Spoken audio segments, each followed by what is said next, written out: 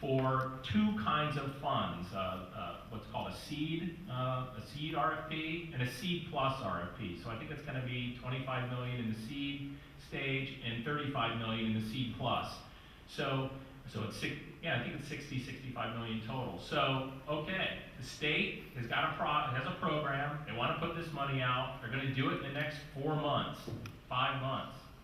And yes, it requires non-state match in order to be able to win these awards. But one of the incredible assets that Cleveland and Ohio has is the third frontier. I mean, there are no states that are going to put out $60 million of funding support for seed investment in the next 4 months. I can absolutely guarantee you that.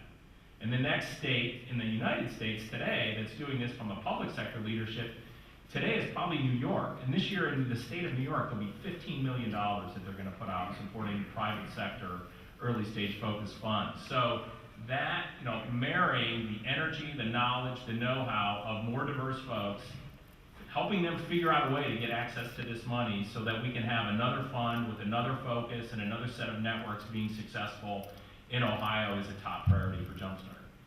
I think it's important to just spell out too and make explicit that when you're talking about that, people, the sort of white leadership in the room shouldn't view it as a threat, but an opportunity for growth. It's not a zero-sum game. I'm reminded of Bob Moritz of PwC, who spoke at the City Club a few years ago and talked about it. It's just good for business. It really is.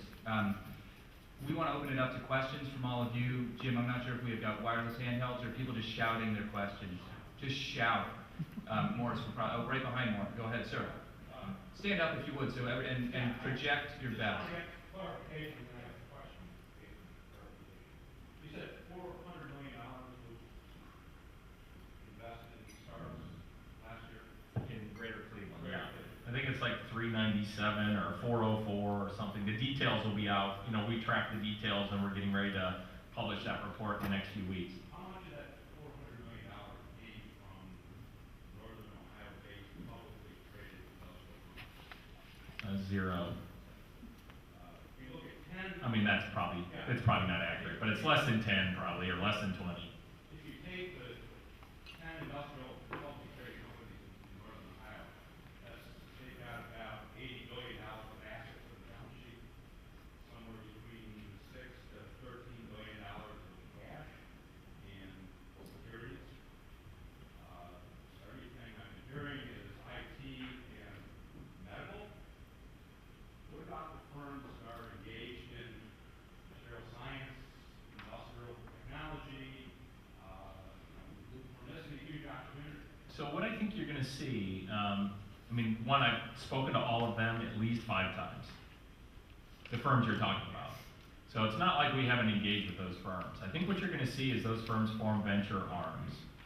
So when you look at the venture industry, 5 years ago, there was 300 corporate venture firms in North America. Today, there's 1,180 corporate venture arms for the Fortune 1,000, Fortune 2,000.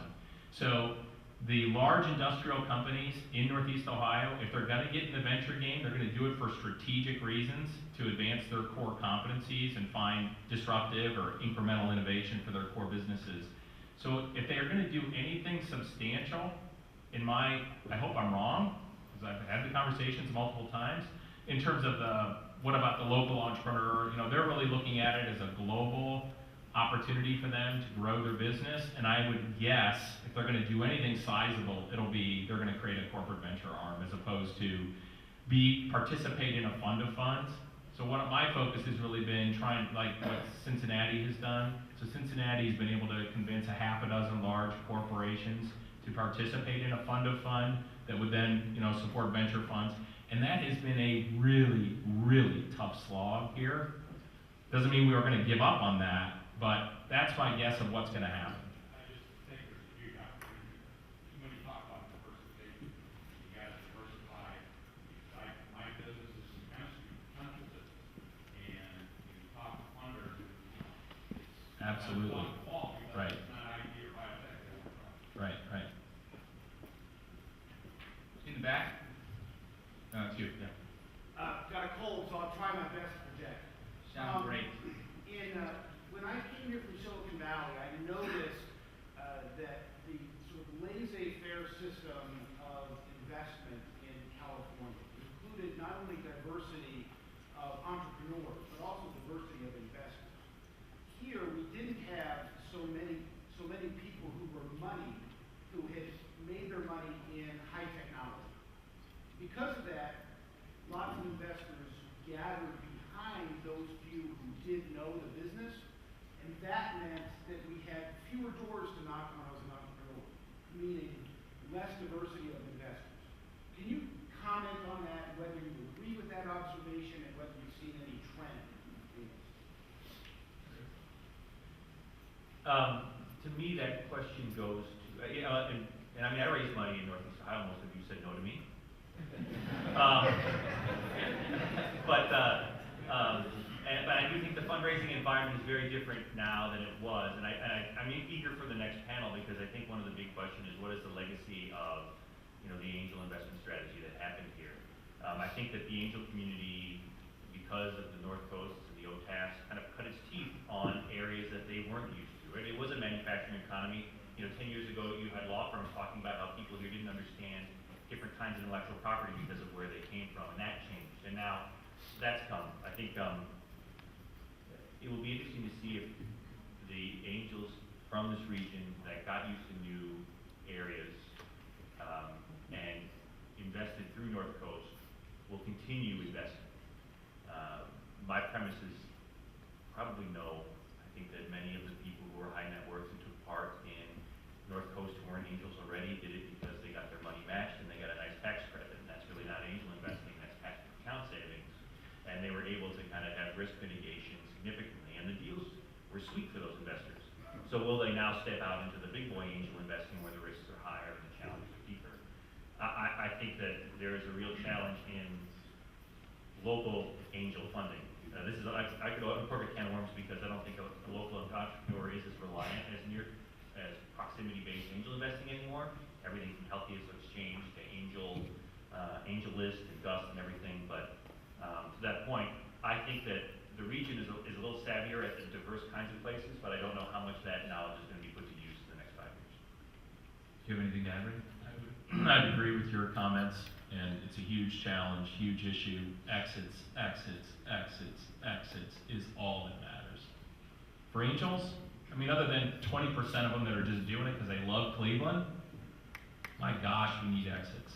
And if we get exits above the fold, there's so much money here. It won't happen overnight, but over the next 5 to 10 years, we'll get more participation because of this mismatch in industry. But it all comes down to the exits, I think, on the individual side, as well as on the venture side. And, the 2008 recession didn't do any of us any favors on delaying our ability to get to exits. Now, 2014 was a breakout year. I think we will have very significant exits in Ohio each year for the next 5 to 6 years. They won't all be in Cleveland, but this summer there should be a massive exit with AssureX in Cincinnati that'll go public. And there's going to be a lot of angels that make money on that deal, even in Cleveland. So, unfortunately, it's a 30-year process. We're at year 10 or 11, maybe it's 20. But, it didn't happen in Pittsburgh overnight. It's not going to happen in Cleveland next year. But exits are the most important thing that will get us there. Great. Well, I absolutely agree with you that exits are the most important thing that will get us there. Focusing, especially angels, on exits is hugely dangerous because, as we all know, the average exit takes 6.5 to 7 years from the door. Today it does. 3 years ago it was 9 years. Right. Right. And so how do you promote angel investing when exits are the most important thing and when exits require unbelievable patience? You can't. It's hard. It's really, really, really hard. You need folks that are willing to write big checks who will support the angel organizations. You need leaders. Clay and Todd are in here. They've been slogging away at it. You got Charlie. I mean, there's a lot of folks in the room that are, Morris, you're leaders in that space, but what's the argument to convince John Doe, who's never been an angel, but is sitting on $30 million to pop $500,000 into a fund? I don't know. Clay and Todd work on that every single day. And, you keep fishing for the angle, but it's not gonna be IRR in the near term.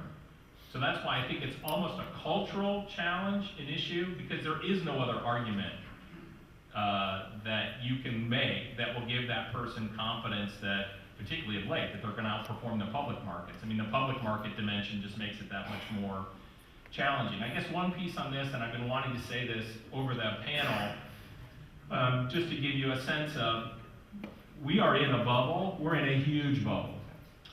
VCs are saying we're not, the reality is we're in a massive bubble. It's gonna pop, and I'm spending time thinking about how Cleveland, and places like Cleveland, can leverage that bubble to our benefit. I don't know exactly how we can do that, but that's what we need to be thinking about, because this bubble is gonna burst, hopefully not for another couple years. I mean, I'm talking nationally. But that's one of the things I'm the most concerned about, both for the angels and for other investors, is that, we're at incredibly high valuations, and we need to get as many exits as we can get while we're on that upswing, but this isn't gonna last forever. It's interesting you said that. As I was going through the due diligence process with Breaking Media, which acquired Net City, one of my investors, there's a diversity of opinions, but one of my investors who's based out of state, one of the motivations was to exit now was for raise concerns that he thinks that there's going to be a bubble effect issues, and that for many investors this is a good time, when you get a good opportunity to take it. For that reason, everybody. I don't think saying there's a bubble is kind of like saying it's going to rain, right? Everybody says it's time there's a bubble, but I think that Ray's analysis is accurate. Who else has questions? Sir? So I think we're at a moment where health IT is huge here. Ray, I want to just contradict something you said. Cleveland Innovations is at the cutting edge of it. If we were more than just the doctors and surgeons, we could pick what we were that way.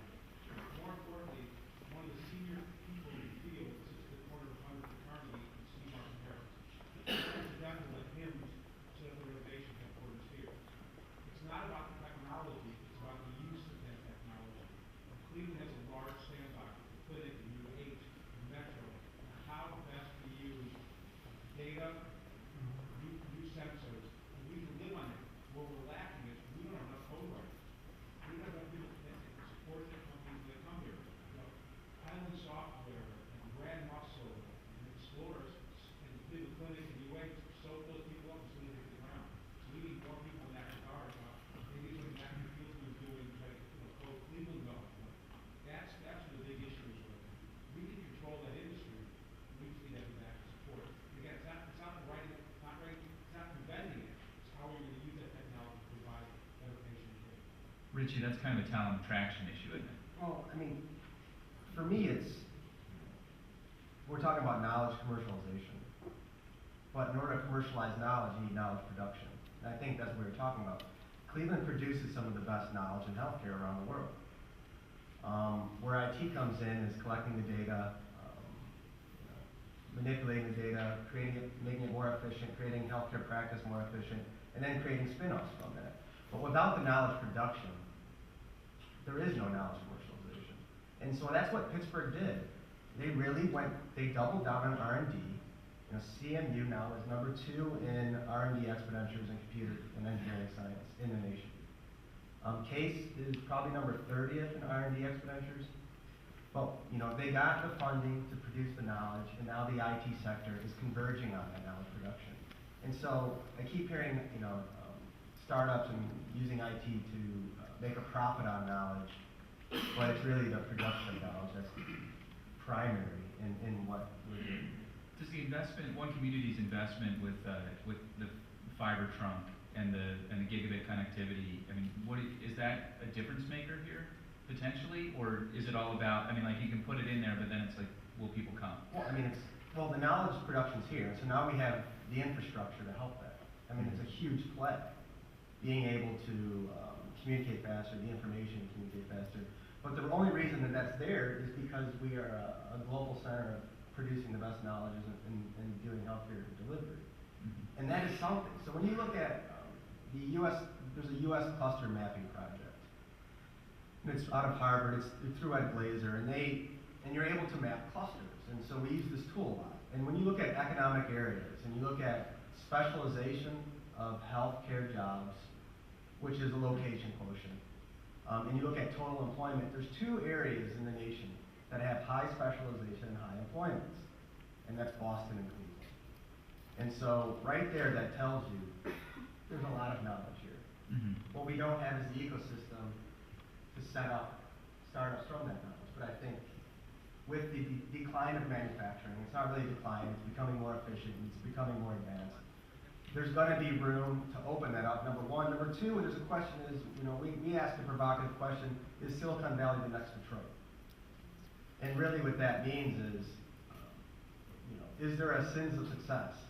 And so the high cost of living is creating a convergence of capital and talent back into the rest of America. It's happening. Whether Silicon Valley can continue innovating in a way that Detroit didn't is another question. But there's a huge issue, but that's why you have Google going to Waterloo, where BlackBerry was, after BlackBerry collapsed. Because the talent is there at Waterloo. That's why you have Google going to CMU, because the talent and the knowledge production is there. That's happening, it's going to continue on happening. The question is whether we can do the same through, say, Phillips, that Pittsburgh is doing. I just want to recognize that we've been talking about the Health Tech Corridor a lot. The executive director is sitting, there's Jeff. Jeff is sitting right there. If you don't know him, you should meet him.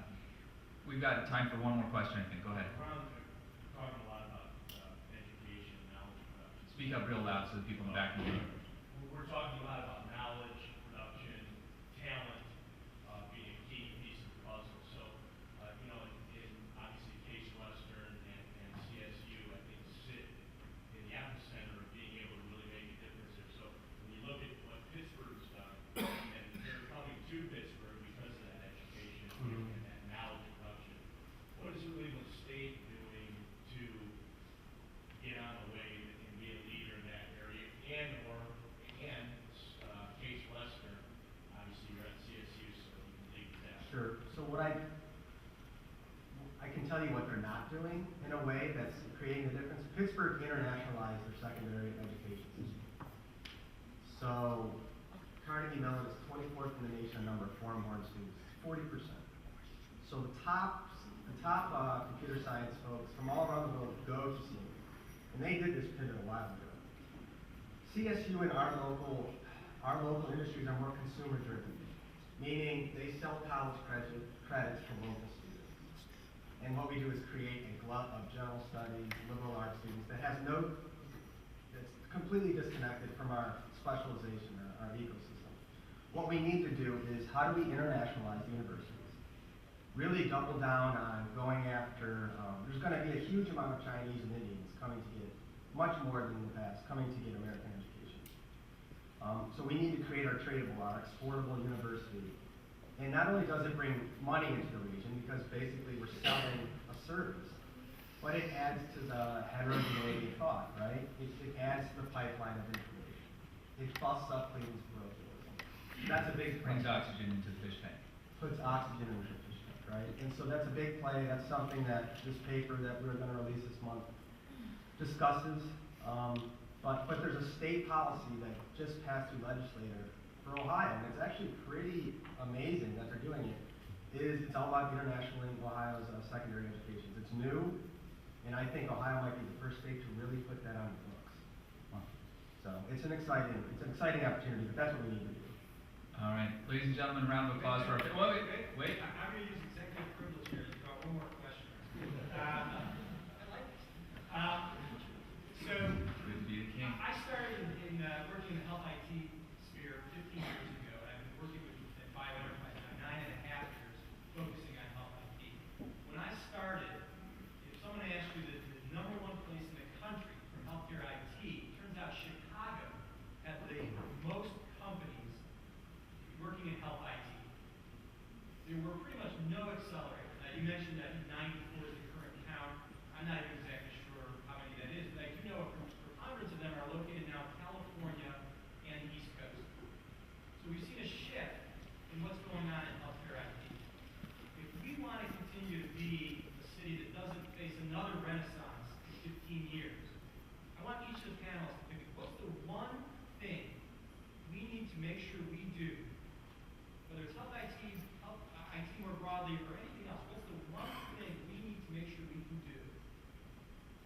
will assure us that 15 years from now, we have a diverse audience talking about how we've had a 20-year run in growing our economy? I would say that the most important dozen or so organizations that care about this the most have a simple plan that has clear outcomes that can be measured monthly, and they all work on it together, or they split it up amongst themselves, but they hold each other accountable. None of this is rocket science. For me, it goes back to, we need to internationalize post-secondary education in Northeast Ohio, and then in particular, using our global meds brand and pivot off that. So how does Cleveland State become a nursing school for international students, for instance? We can bring them here because of the kind of Cleveland Clinic brand, but how do we pivot that out? How do we bring our tradable meds down to our tradable eds? Yeah, I don't know if I have a most important, but just sticking with the theme, I think that what you're seeing a lot of investors start to do is go not to the Chinas or the Indias, as we mentioned, but I think 10,000 startups just launched a fund in Thailand. There's been a lot of emphasis on South America and Latin America and entrepreneurs there. I think that going where other people aren't as often, to find that less plowed ground will probably pay dividends for Northeast Ohio. So I wonder if the path isn't necessarily China and India, but is it Latin America? Is it Southeast Asia? Still building relationships with Israel. I think probably Cleveland doesn't use its Israel tie. It does it very well, but I mean Tom Sudo basically paved the trail for that and continue to leverage relationships in Israel. I think those are places. But there will be good times this year. Great, mentioned SureRx. I think I know of at least, can't say about one other Cleveland area. I think company that will go public this year. So there are things coming.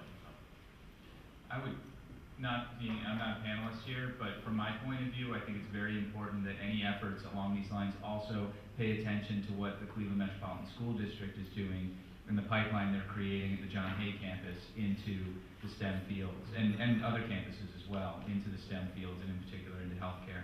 Can we have a round of applause, please, for our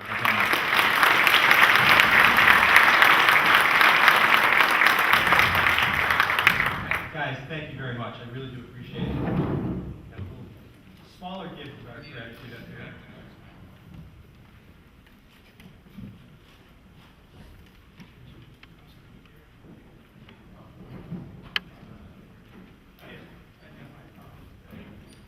All right, two little things before we move on to the next panel. We're going to have a break in between the second panel and the vivisection later. First of all, Richie cited quite a few numbers, quite a few reports that he's produced. I'm going to do my best to make sure that we can get links to those reports put up on the OVA website page. That's ohioventure.org. So look in the next couple of days. We're going to see if we can get links to those reports. I've read them. They're tremendous. I'm looking forward to reading the next report. Also, the panel talked about inclusion and diversity. I want to also ask each of you, if you can, track the efforts of an organization called Forward Cities. And you can look that up via Google. I think the Twitter handle is Forward Cities. This is an effort on the part of New Orleans, Detroit, Durham, and Cleveland to address inclusive innovation. And it is co-directed by the Aspen Foundation. And Cleveland's efforts are actually being led by Randy McShepard and a very broad and diverse board. And every 6 months, these cities host the other cities, and in between they have a lot of work that's going on. Cleveland will be hosting the Forward Cities concluding event, which will be in June of 2016. So follow it, see what they're doing, see if you can participate and support it in any way. It's going to be hopefully a very important effort as we try to address inclusion going forward. All right, at this time I want to introduce and bring up here Howard Bodrow. Howard is a partner at the Taft Law Firm, and Howard is going to have the honor and privilege of introducing our next panel. Howard?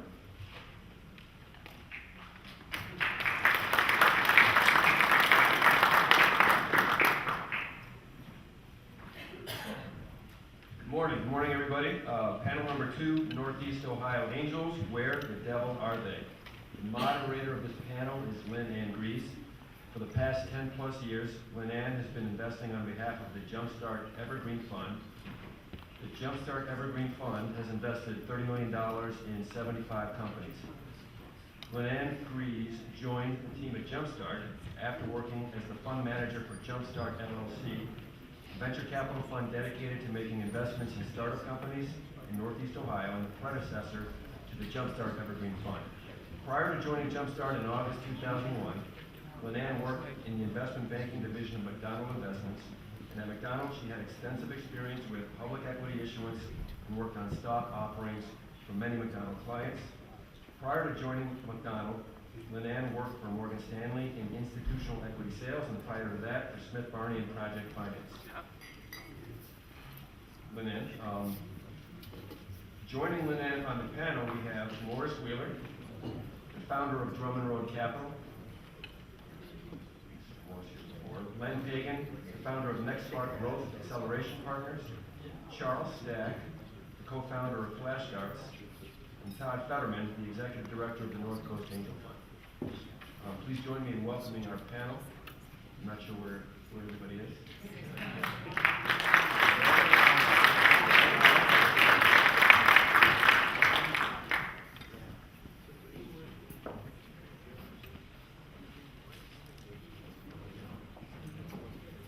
Good morning, everyone.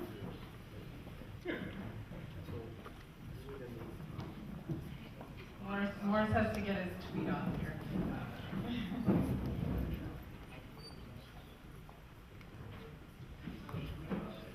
That's right. Well, hopefully this panel will help answer the question of where the devil are the angels. I've been wondering that myself for the past 10 years as I've been investing in companies pre-angel stage. So I think they do a pretty good job of staying under the radar. They probably like it that way. But we've brought 4 of them out here for you, so at least you're going to be able to find them and hunt them down at the coffee break afterwards. I thought I'd start out just with a quick definition of angel investor for what it's worth. I pulled this off of Investopedia, and it says an investor who provides financial backing for small startups or entrepreneurs. Angel investors are usually found among an entrepreneur's family and friends. The capital they provide can be a one-time injection of seed money or ongoing support to carry the company through difficult times. I thought that was pretty, a pretty reasonable definition. But what I would like to do is, angel investors come in all shapes and sizes. I mean, it's really hard to pin down one exact definition of an angel investor. So, I thought that I would ask the panelists to really go through and sort of talk about what their general investment style is, what their investment thesis is, and what kind of angel investor they sort of fancy themselves as. So I think we'll start right here with Charlie. So I'm excited for 2 hats. One going back a few years, so I had a bunch of successful startups and a failure or 2. And people would come to me because they knew I had money and said, would you like to invest? And I would make very quick decisions and say yes or no. And many of those turned out to be successful, and many of them turned out to be failures. But I got better at it over time. I think there's a pattern recognition element to angel investing that allows people to make quick and informed decisions. Now, some of those don't turn out, some of them do, but I've been lucky enough that some of them have. So I thought a couple of years ago that this seemed like fun, and I was good at it. So rather than do it ad hoc one at a time, I turned it into a job. So I started a company with co-founder Jennifer Newdorfer, who's in the room somewhere, and we'll be on a panel later, to do it 12 at a time instead of one at a time, and to really bring more professionalism to it, a little more algorithmic or empirical approach to the previously pattern recognition model. And we're now starting our 3rd year of raising 12 startups at a time. And it's 3 things when we go out to raise money to invest in our startups. I pitch 3 things, and I pitch 3 things every time. 1, although it isn't long-term and there are a lot of failures, the rate of return is the high end of the scale.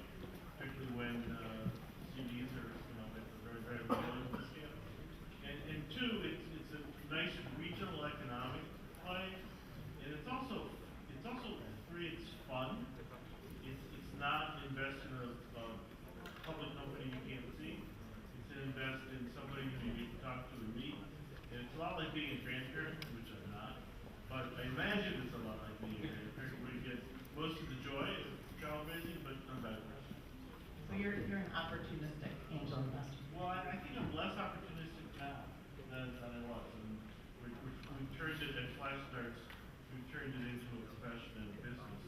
So we're quite careful about it, but there still is a great deal of kind of innate pattern recognition. Todd, I'm gonna skip you only because you run a network, and I have some specific questions just for you, but Len, what kind of angel investor would you consider yourself? Well, so, when I sold Verlant in 2008, had the blessing and the curse of being opportunistic and was trying to figure out what our investment style was gonna be, how are we gonna make investments, and what types of companies. My background was all in technology. And, you know, for the first probably year or two, we had early stage pre-revenue opportunities coming out of the woodwork from every direction. And it became obvious or evident to us that we didn't have the time. I mean, normally what you need to do is spread out a whole bunch of bets across a very wide range of portfolio, you know, a very large portfolio. And you know, what our approach has been, I would say, very selective angel investing and or a late stage angel, if that's such a thing. You know, where we really try to invest is you know, make a bigger investment, where we more concentrated investment in companies that have already proven some amount of sales traction. It doesn't have to be a growth stage company, but ideally somebody that's, again, late angel stage, has some revenue, has a product proven out, has a team that, at least a core team that seems to be performing, and then we can deploy some capital and our time, more importantly, and also relationships and talent that we have access to. So, you know, our approach has been more of a concentrated portfolio with bigger investments where we're going to have an active role with the business.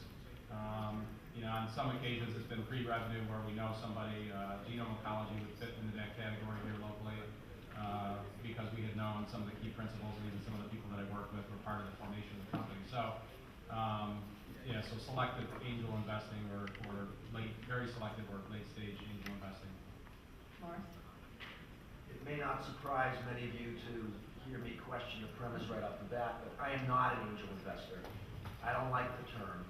I invest to make money, not because I'm a good guy, although I am. The type of investing that I do is really informed by my background.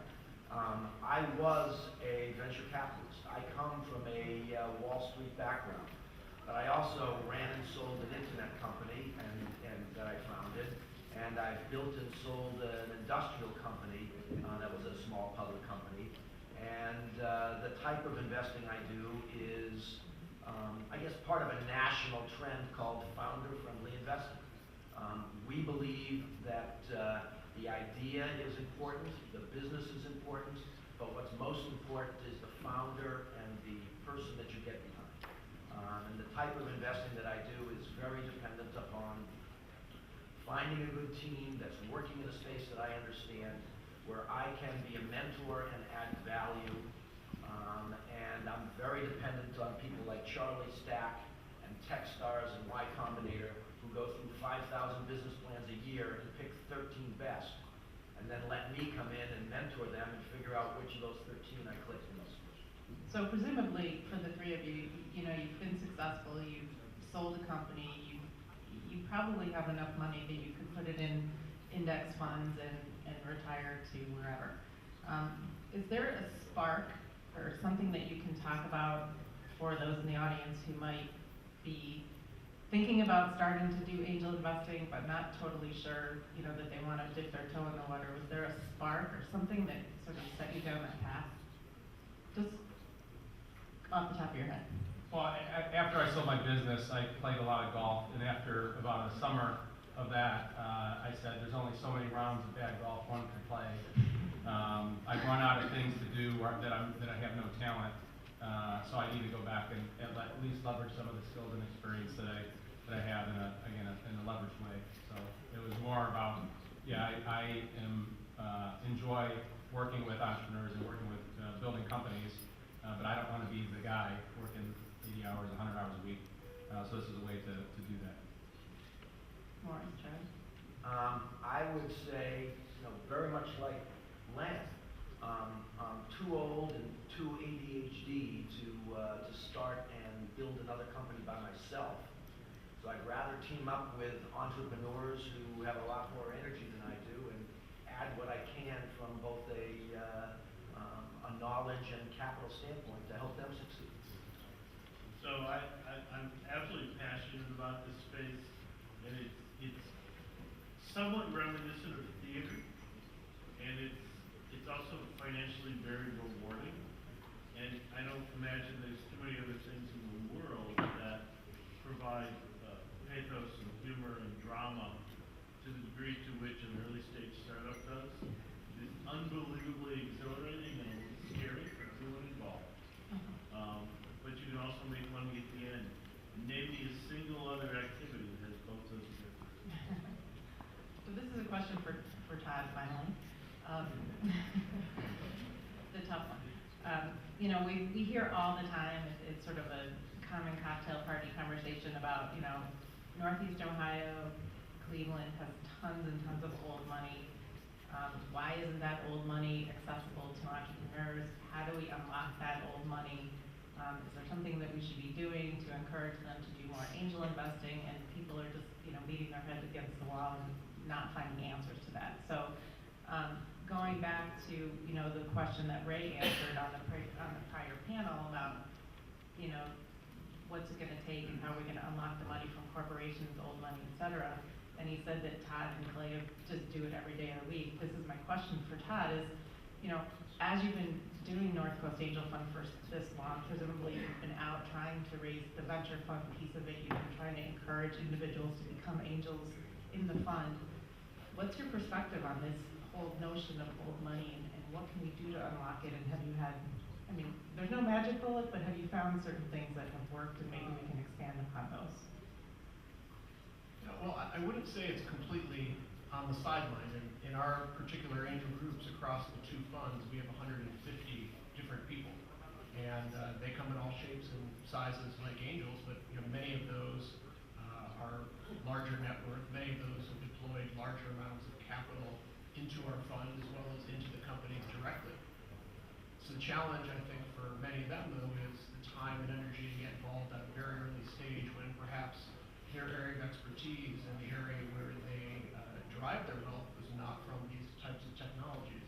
So although we don't have as many exits as Ray mentioned, I think we have a lot of some exits and some developing success stories where we can point to companies that have doubled and tripled revenue each of the last 7 years, companies that are growing, doing meaningful things in the market, raising additional capital from smart investors. That's a really good sign to be able to show some new investors why they should think about getting involved. They're probably not going to be the first check-in, but we have had success with that. We've had multiple family offices come into our groups and come into our deals, but they don't necessarily have an interest in being an angel investor per se, but they'd like to participate.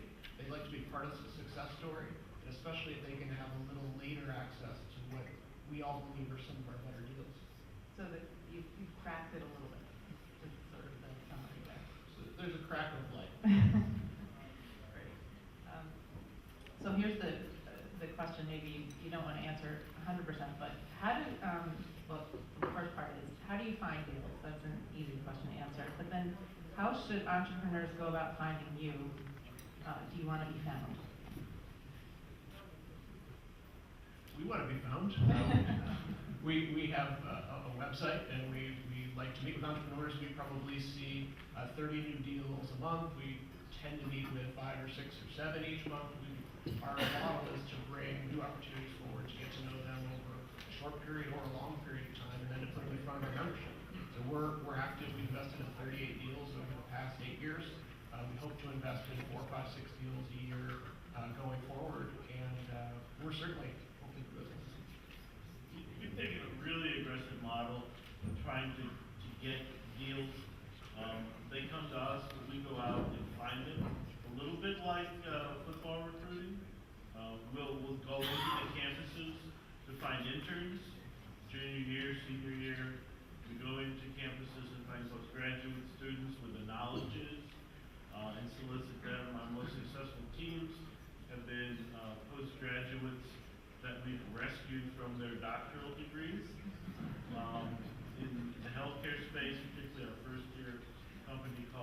Clion, which CEO is a dual PhD doctor candidate who we rescued from that life of travail and this.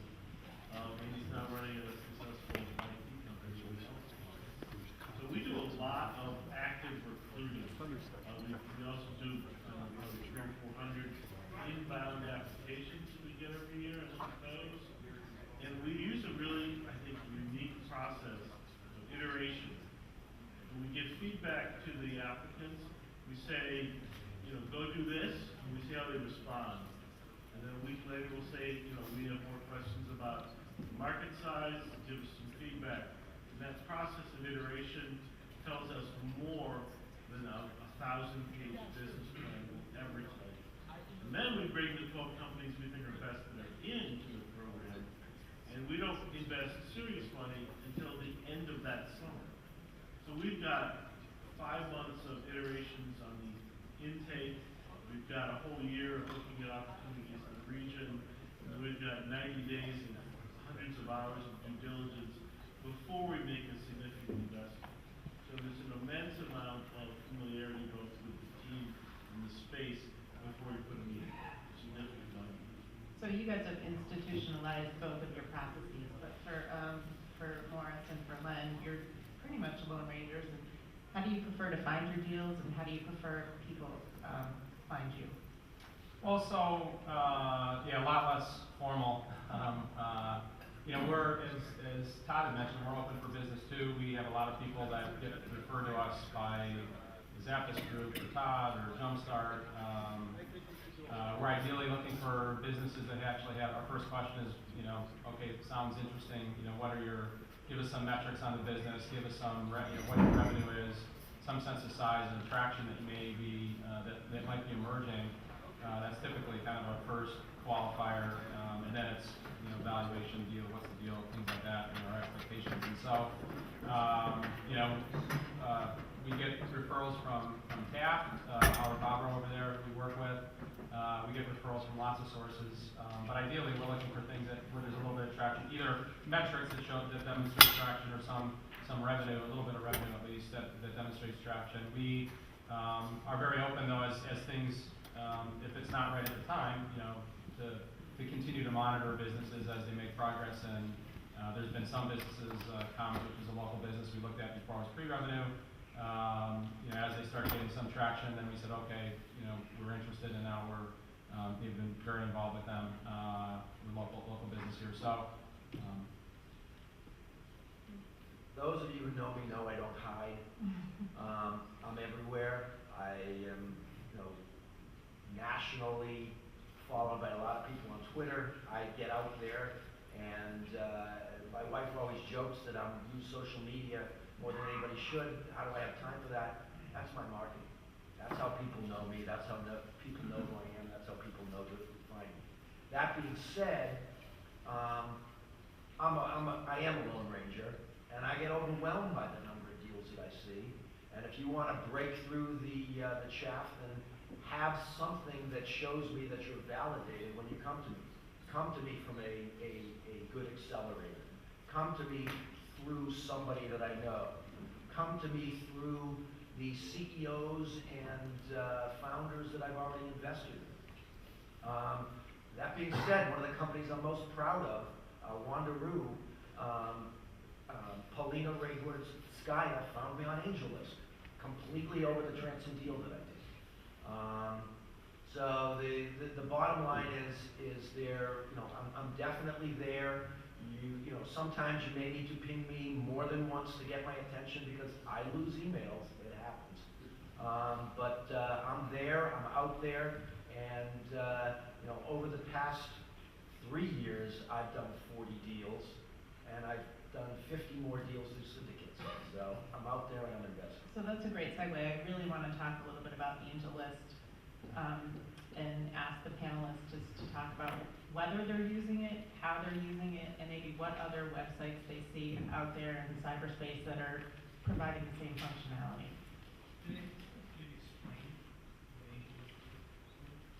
Morris? Sure.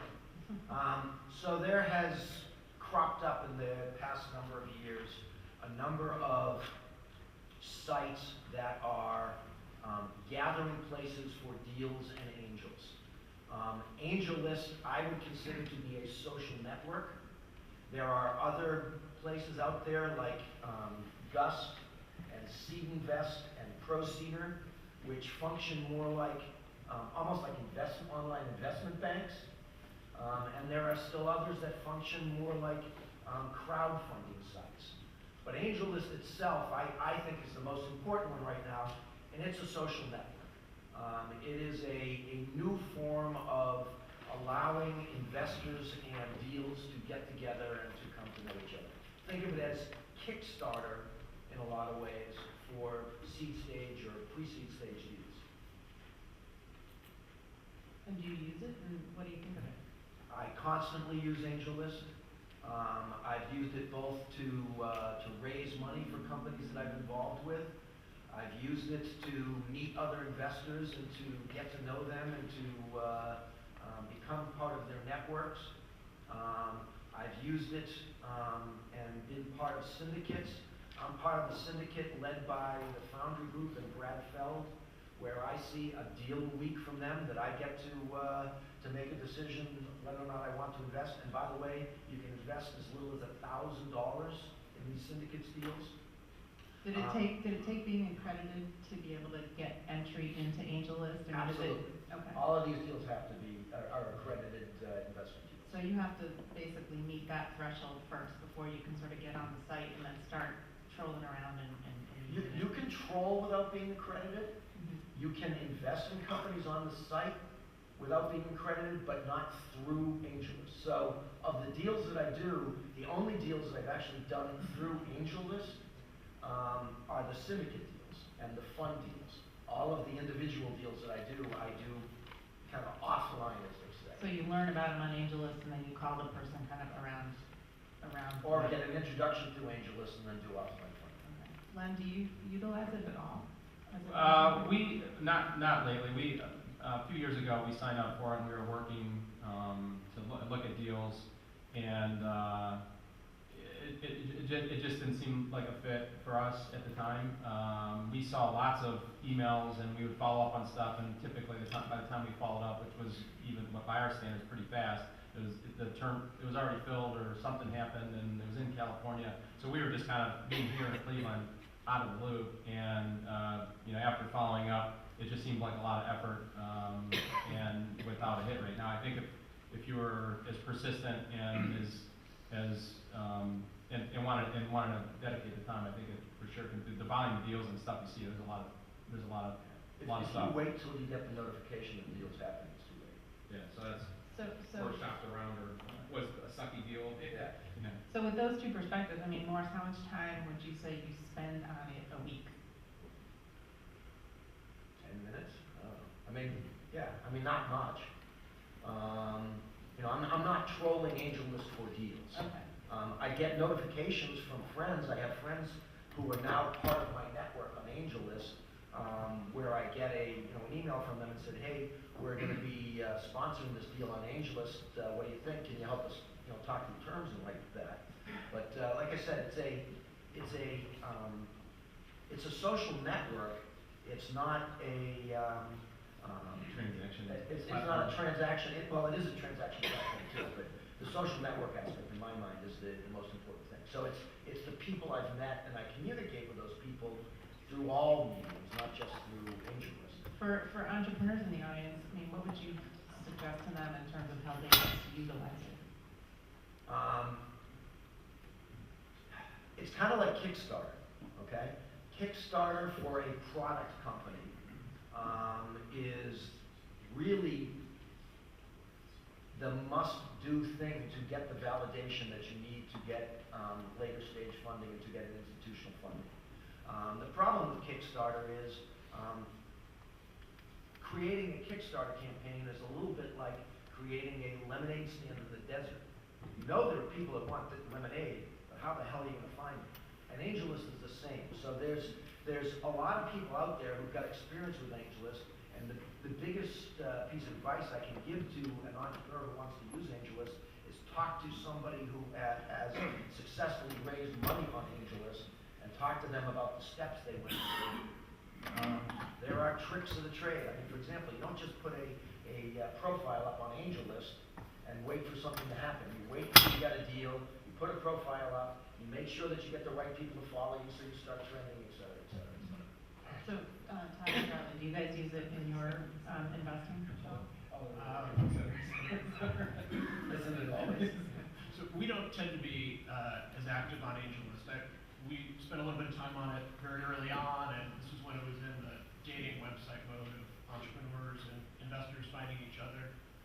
Since then, they had a no action letter from the SEC, which allowed them to do these syndicates, right? So it's now a real vehicle where people can invest. I think part of the challenge we saw, though, was that there was a lot of activity, and I don't know, I think I'm not a big social media person. I'm followed by 500 people. I probably know 7 of them who are actually on there, right? People follow people. If you're listed as an investor, people follow you.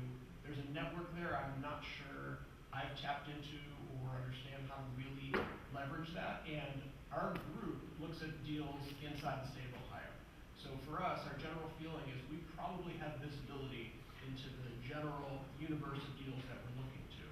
And the entrepreneurs that we've seen from places other than the coast, unfortunately, have not been tremendously successful. And maybe they haven't been as savvy anymore as you indicate that they should be.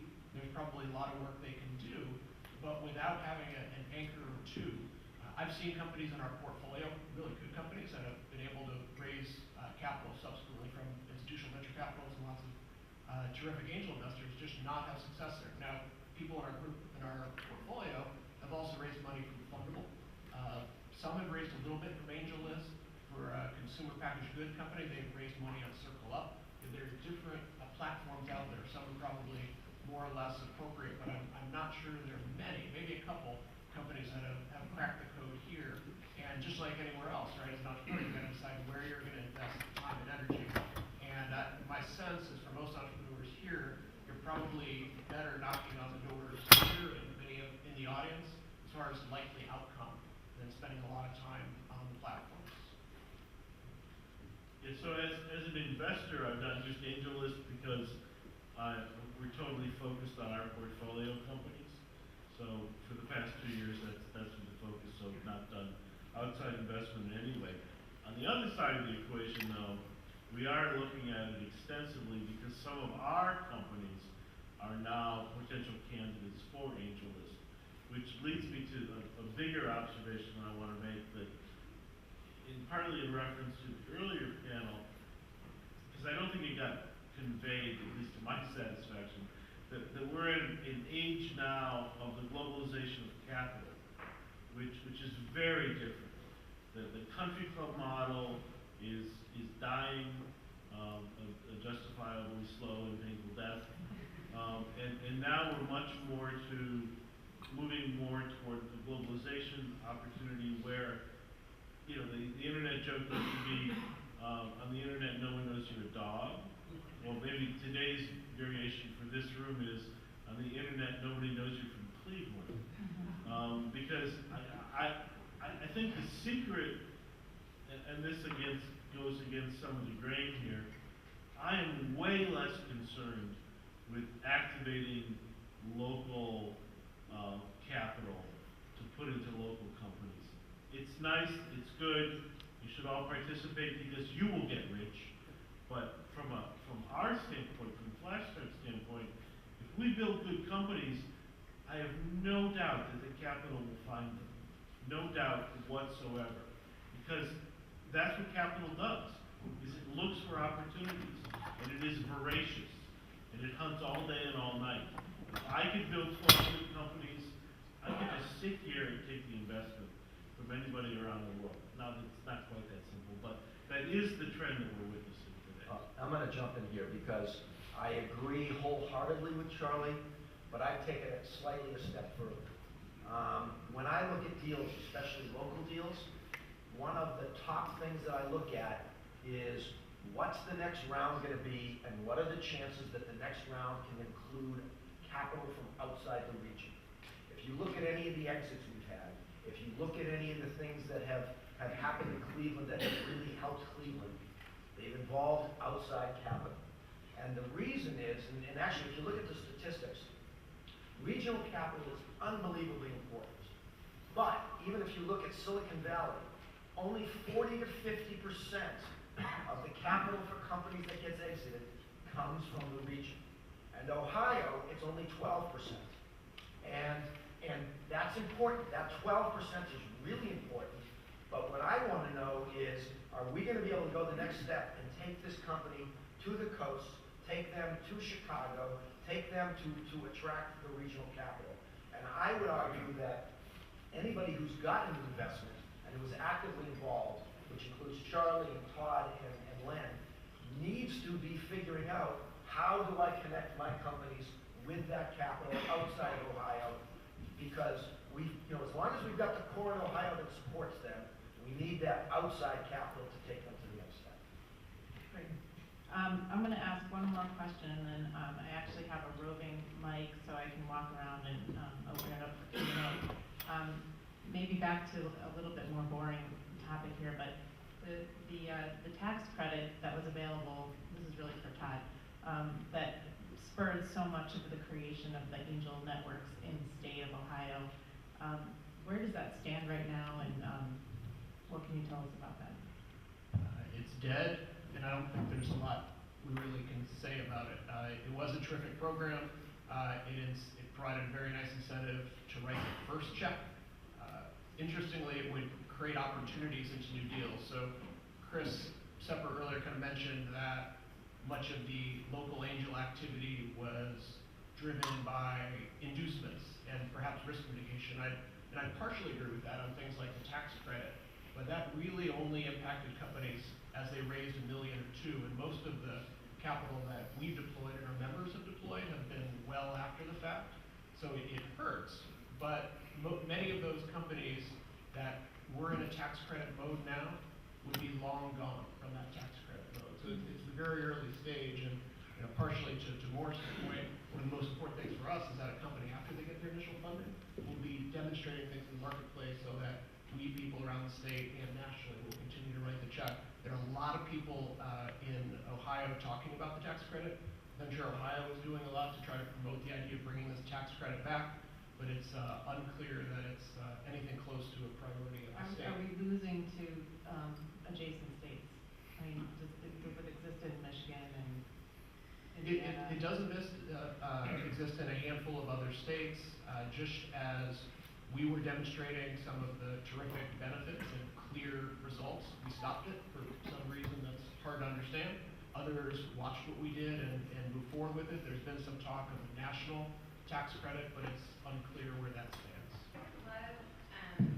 You mentioned you were talking about attracting outside region investors. I'd love to hear some stories, some success stories recently of how you did that. Okay. Yes, I'll start. So I'm involved with a local company called ExpenseBot. ExpenseBot is creating expense reports that do themselves. They're using automation and predictive intelligence to create an expense report that does themselves. They've got a management team that has got domain expertise in both business-to-business SaaS software and in the expense management that is great business support. They are a Cleveland-based team that was building their business here, and in fact, their last business had been forced to move to Chicago, and when they sold that business, they moved back to Cleveland to start the next company. So Ed Buckles was very focused on staying in Cleveland, but he knew that the path to success for a company staying in Cleveland was to take advantage of resources elsewhere. He started a development group in Denver, Colorado, and they started recruiting some of their tech resources in Denver, Colorado. The Denver connection, along with some connections I helped them make, got them into Techstars Boulder, which is the premier, one of the premier, if not the premier, accelerator for companies like them. That in itself helped them to attract some big name brand angels. Dave McClure, 500 From there, they were actually able to attract the Foundry Group, Brad Feld, and he sponsored a deal on AngelList through their FG Angel Syndicate. And technically, they have not raised a round yet, but they have raised capital through Foundry Group, Dave McClure, and actually their first investor was a guy by the name of Jeremy Berebi, Kima Ventures, which is 500 startups, the most prolific angel investor in Europe. So their funding is global. Now, that being said, I will tell you, they have received quite a lot of criticism about not having enough of a commitment to Cleveland, because they've raised money elsewhere, because they've started development shop elsewhere. And I think that is incredibly counterproductive. Nobody has more commitment to Cleveland than Ed Buckles. A couple quick examples, very quick. One is AssureX, which Ray mentioned. That's a life science, diagnostic, and a little bit of a healthcare IT play. The three largest angel groups, including North Coast in the state, invested in that 5+ years ago. Alamos Ventures, other Ohio-based venture capital groups have been in it. Sequoia, Claremont, a number of West Coast VCs, Silicon Valley Bank, GE. They now probably have north of $100 million in the company. That's money we never could have provided simply from the Northeast Ohio footprint. Another example might be Decision Desk, which is a smaller but local software company where we've put in multiple seven figures rather, from the region, and they recently had traction because their reputation in EdTech is so strong that multiple family offices in Chicago and EdTech CEOs in Chicago caught wind of it, and they built a little bit of network there. So there's now been 7 figures of Chicago EdTech money, and we're starting to see more of that in pockets. Streamlit Software, one of our other companies that has a government focus to it, has money from Blue, which is a group of angel investors out of DC. So we're starting to see people who really know the space from other parts of the country starting to get behind them. Absolutely. Absolutely. Genome Oncology is a company that we are both in. That was a jumpstart investment as well. Zappas investment as well. Now has some strategic capital and out of Vanderbilt, and is probably one of the higher potential companies, I think, in our portfolio. I went to Hawkins School, and our entrepreneurial studies students did a project for genome oncology. Very cool. Question over here? So this notion of ratification is a really interesting one, because there's so many great local companies getting started, and these are interesting stories. And following on George's question, so what steps or what actions can people in this region take, or organizations take, to improve this flow, of capital outside of Ohio, and get more of it flowing in here? Because obviously we're in a capital-rich society, and there are great opportunities here, but the barriers are real, and it takes time. So just from the panel, what ideas do you guys have to improve the flow? Well, I mean, I kind of agree with Charlie. I think money will, if you're persistent and you have good companies, the money will find them. In terms of some structural infrastructure, I mean, the only thing I can think of is build companies and have talented people and support them. There is a little bit. I mean, we spent a lot of time with our portfolio for the last couple of years talking about fundraising. And there are companies that suit different fundraising opportunities better than others. We're happy that one of our 2013 companies just got funded by North Coast. It's a healthcare IT company, Compliant, I mentioned it earlier. We have a company in this last year that just graduated that is probably, we're not even going to recommend they look for local funding. It is a pre-concept of revenue company, by which I mean they have no friggin' idea how they're going to make money. But the company's called Remesh, but I think the upside for that company is tremendous. They will figure out the revenue model at some future point. But don't ask me what it's going to be. And I think when we go out looking for funding for their next round, it will probably be coastal, because there is clearly more willingness to say what I just said, which is, I don't know what the revenue is going to be, but they'll figure it out. And these guys will. So if you actually happen to be highly risk tolerant, I'll be happy to talk to you about them later, but, you know, we take, each company is different, each story is different, and the investor, you wanna match the investor to the story. And we spend a lot of time trying to do that. So which companies look best on the West Coast, the East Coast, types of venture firms or angel firms. It's a fairly interesting analysis process that you go through. I'm going to harken back to something that was said earlier in a different context that I think applies just as much. It's not about retention, it's about circulation. While it may be true that the great businesses money will find them, it certainly helps if, as the people who are involved in these companies, we're out in circulation, meeting VCs around the country, meeting the other investors who do what we do, meeting the other accelerators, and introducing them to our companies.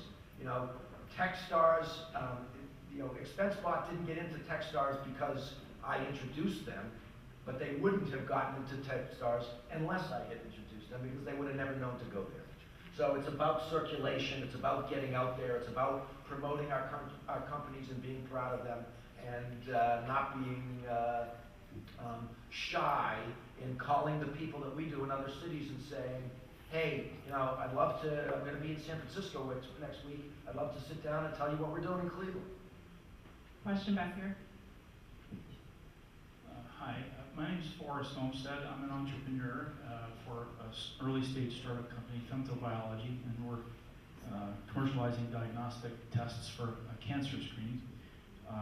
I've evolved in time over the last several years to where we are. We're currently in a capital raise in a seed round, but I've observed that there's a limit on pre-seed funding in the region, and I was wondering if you could respond to what Case did with their Case Technology Fund some years back, and I read a couple of years ago about the Case Technology University Hospitals Fund.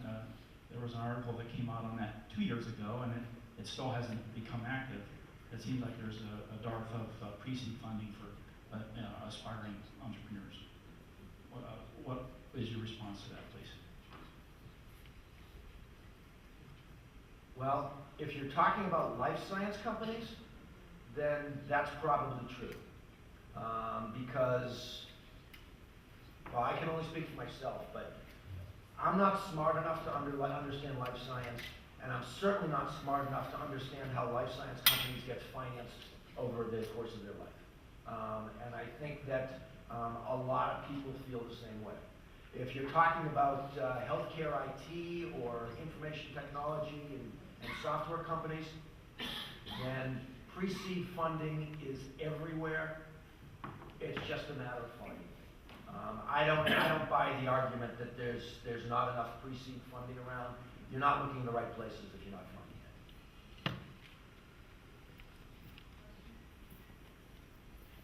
Hi, this has been an interesting panel. My name is Gopal Nadkarni, and I'm the director of the Proof of Concept Center at the University of Akron. I come from the corporate world, and I came here to my job recently, last year, and I have made some observations that universities are a fund of wonderful technologies. What my observation has been that Ohio-based university technologies are as good as many of the ideas generated elsewhere. So it's amazing, but what we don't have is the ecosystem or the infrastructure to take these out of the university. These are like diamonds in the rough, and I have a number of examples to the pre-company. So what advice do you have as panelists to actually try and get these companies out? They're pre-company, but they will soon be startup companies, to get them out. Some of them are in the life sciences, some of them are in the physical sciences, some of sensors, materials. I mean, great technologies. But we need help to get them out, to get noticed, and get some good advice. We're not looking for money, but maybe a little bit of money, but not too much sometimes, to get them to the proof of concept stage and get the attention. So need your advice on where do we go? How do we get them out? Well, I'll not let anybody else jump in ahead of me. Call me. Talk to us. That's what we do. A lot of the spaces you mentioned are out of our sweet spot, but if software is a key component, the ideas you're talking about are exactly what we're looking for. So we'll talk afterwards and we'll take two. I might just add that part of what will make it easier for Charlie and for us and others to be successful in that model is if we can continue to work with the universities to try to have a commercialization-friendly framework. And over the years, we found that is in place at some universities and is dreadfully lacking at others. And at some universities where there isn't a high velocity of deal flow, I don't think there's necessarily been a meeting of the minds on market terms. So it becomes very difficult because we would like to be assertive and step forward and help these companies come out, but if we sign on at a set of terms that sort of the Morris point would preclude follow-on investors from getting involved, we don't do anyone a favor. So part of that is coming to a general understanding of what a deal coming out of a university could look like and trying to make sure that not just the deal, but the structure and the relationship is friendly enough that it encourages other investors to get involved. The only thing I'll add is some of the most difficult conversations I have are the scientist or the doctor who comes to me that says, I've got this great idea that needs to be commercialized, can you invest? And I have to answer, I don't invest in ideas, I invest in companies. And I think that the most important thing that universities can do is to figure out how to match these scientists and doctors up with entrepreneurial co-founders to actually start a company. Because once there's a company and once there's a commitment by the founders, then it's fundable, but not until.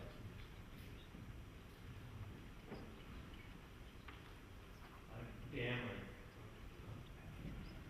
know everybody up there, so, just the role of analytics in deal evaluation. There's been sites coming up like dealflow.com that try to actually match up companies to investors, kind of a step up from Angel. That's just interested in your feedback on that.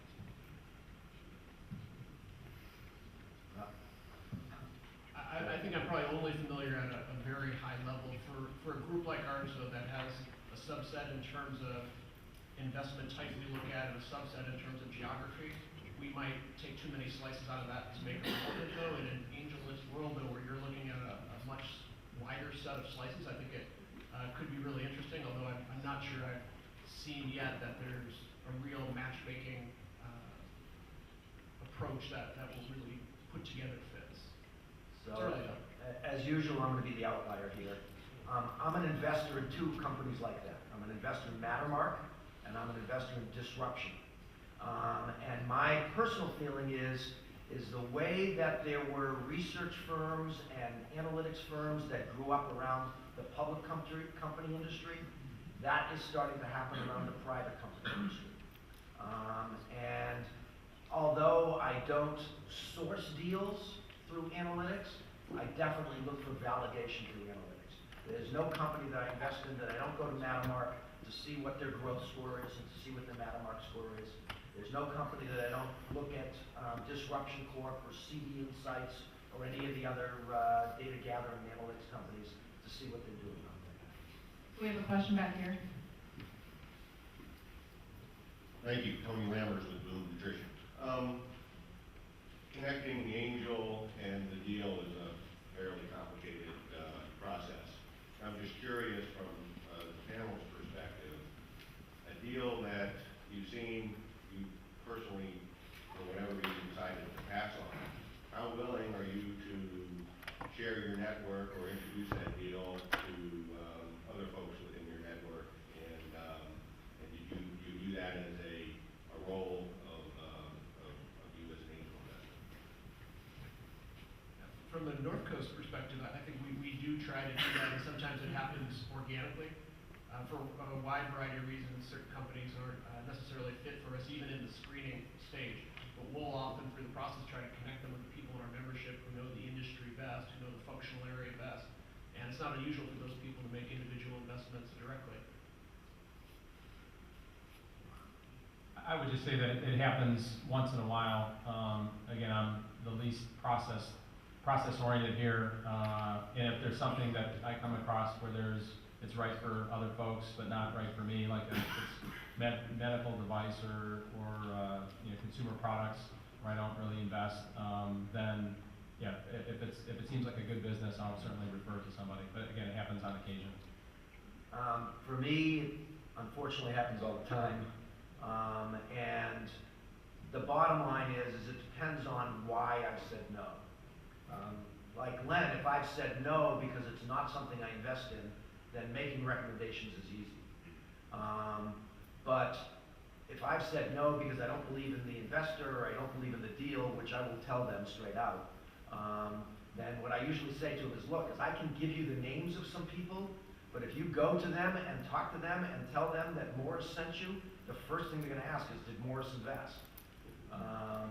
So it really isn't worth your while getting a recommendation. I'll certainly give you the names of people who might be interested, but an introduction is only going to happen in the case where I'm not investing because it's not something I do, or I'm not investing yet because I'm not sure about the deal and I'm sending you to somebody else to vet the deal. We have one more question over here. A question about rate of returns that you're looking for on your investments, both individual, cash on cash, and over what period of time are you looking for that rate of return? 3 years, 5 years? How does that affect things? Probably different in healthcare and IT.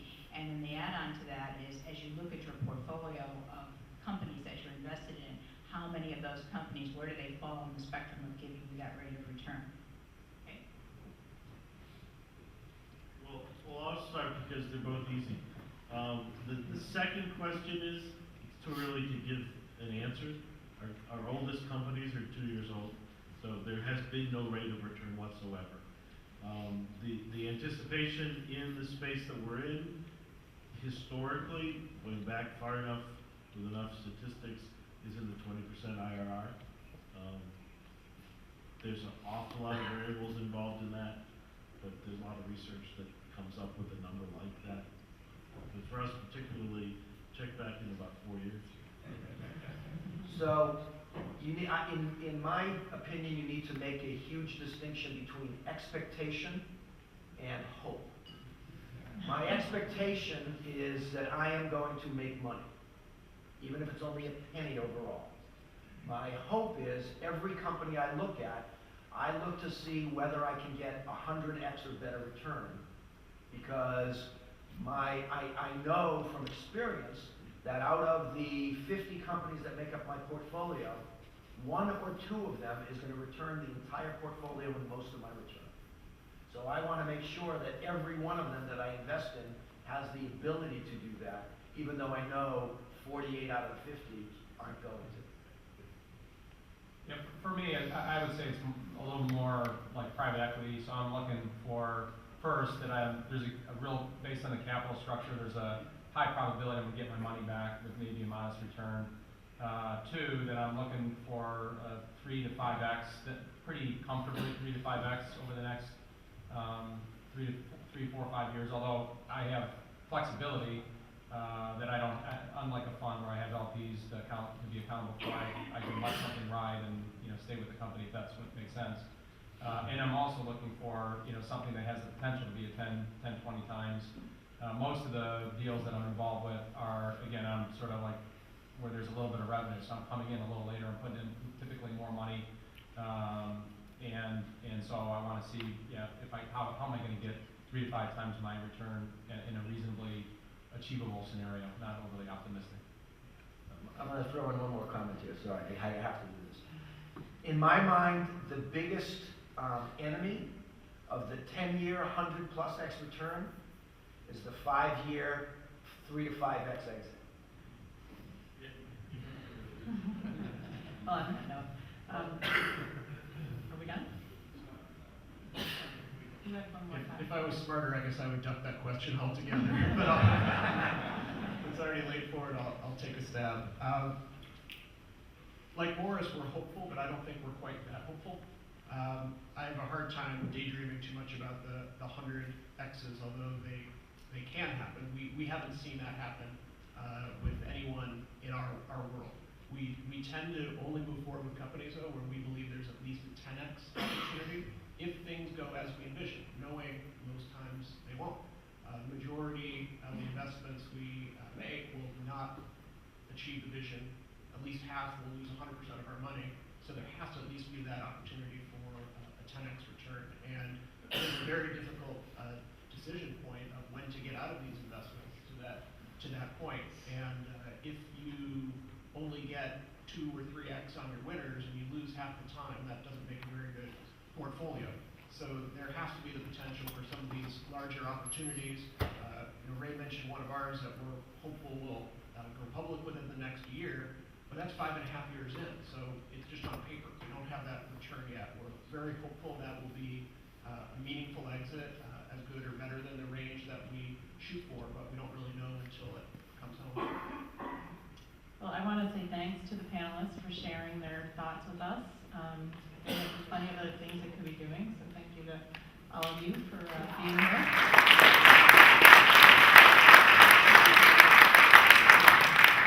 Thank you to the audience members for asking such great questions, and turn it over to Jim. Thank you, Vanessa.